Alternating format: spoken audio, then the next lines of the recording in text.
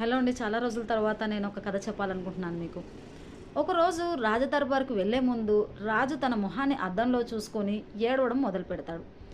ఆ ఏడుపు అక్కడితో ఆగకుండా తను రాజసభలోకి వెళ్ళిన తర్వాత కూడా కంటిన్యూగా అలాగే ఉంటుంది. రాజసభలో ఉన్న మిగతా మంత్రులందరూ కూడా ఏడవడం మొదలుపెడతారు రాజు ఏడుపును చూసేసి. అయితే ఆ ఏడుపుకి గల కారణం ఏంటి అనేది మంత్రులెవరికీ అర్థం గాదు. అందులో రాజుతో సన్నిహితంగా చురుకుగా ఉన్న ఒక మంత్రి మాత్రము కొంచెం ధైర్యం జేసేసి, "మీరు ఎందుకు ఏడుస్తున్నారు?" అని జెప్పేసి అడుగుతాడు. అప్పుడు రాజు అంటాడు, "నేను ఉదయాన్నే నా మొహాన్ని ఇవాళ అద్దంలో జూసుకున్నాను. అందుకోసం నేను ఏడుస్తున్నాను" అనేసంటారు.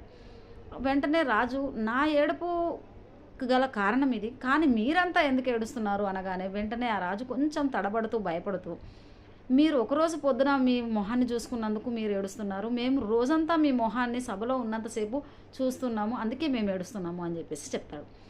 అయితే ఇక్కడ మోరల్ ఆఫ్ ద స్టోరీ ఏంటంటే, మన మొహాన్ని అద్దంలో చూసుకున్నప్పుడు అది మనకు సంతోషాన్ని కలిగించేలాగా, మనం గర్వపడేలాగా ఉండాలి. మొహం అంటే ఇక్కడ మన జీవితం.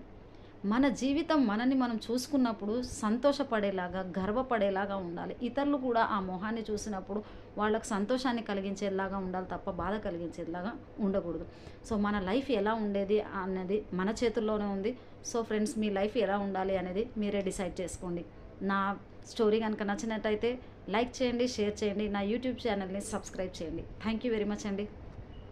హలో అండి. చాలా రోజుల తర్వాత నేను ఒక కథ చెప్పాలనుకుంటున్నాను మీకు.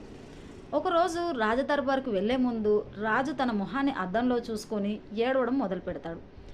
ఆ ఏడుపు అక్కడితో ఆగకుండా తను రాజసభలోకి వెళ్ళిన తర్వాత కూడా కంటిన్యూగా అలాగే ఉంటుంది. రాజసభలో ఉన్న మిగతా మంత్రులందరూ కూడా ఏడవడం మొదలుపెడతారు రాజు ఏడుపును చూసేసి.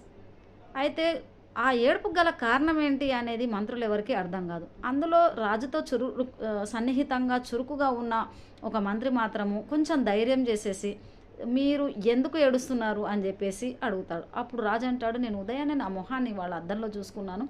అందుకోసం నేను ఏడుస్తున్నాను" అనేసంటారు.